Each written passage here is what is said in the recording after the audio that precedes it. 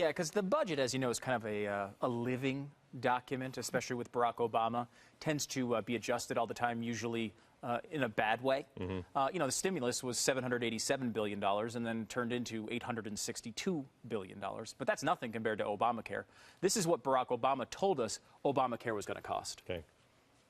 Add it all up, and the plan I'm proposing will cost around $900 billion over 10 years. $900 billion doesn't sound so bad. Where did I leave my checkbook? Exactly. I'll take two, please. Yeah, that's been adjusted just a tad since then. In fact, it was up $500 billion almost right away. And this chart shows how much it's been adjusted. Now, the first decade of full implementation of Obamacare will cost us $2.6 trillion.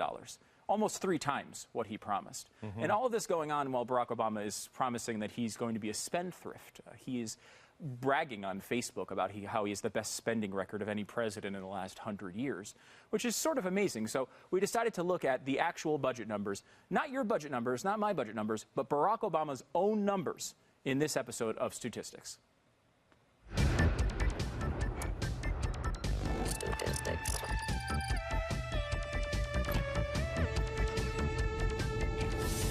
By the middle of this decade, our annual spending will match our annual revenues. We will not be adding more to the national debt. If you're not well versed in the language of the inner workings of the budget, that's what's called a blatant lie. So let's remove all the guesswork of the back and forth of the new and fancy proposals thrown around from both sides and put the Obama plan for America in perspective. The worst year of George W. Bush's presidency featured a deficit of $458 billion in the midst of the financial crisis. In comparison, the best year of the Obama administration, even if he was reelected and served 2 terms, is projected to be $607 billion of deficit. In other words, Obama's best year is 33% worse than Bush's worst year. But this is about perspective, not the blame game, so let's just blame all of these deficits on Bush. Let's convict him on every count of the evil crime of letting you keep your own money.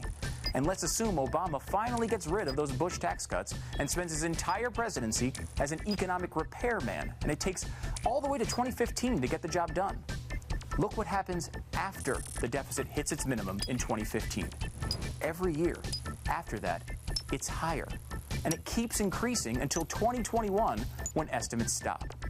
If this guy is going to fix our problems, why is he leaving us with the deficit going in the wrong direction?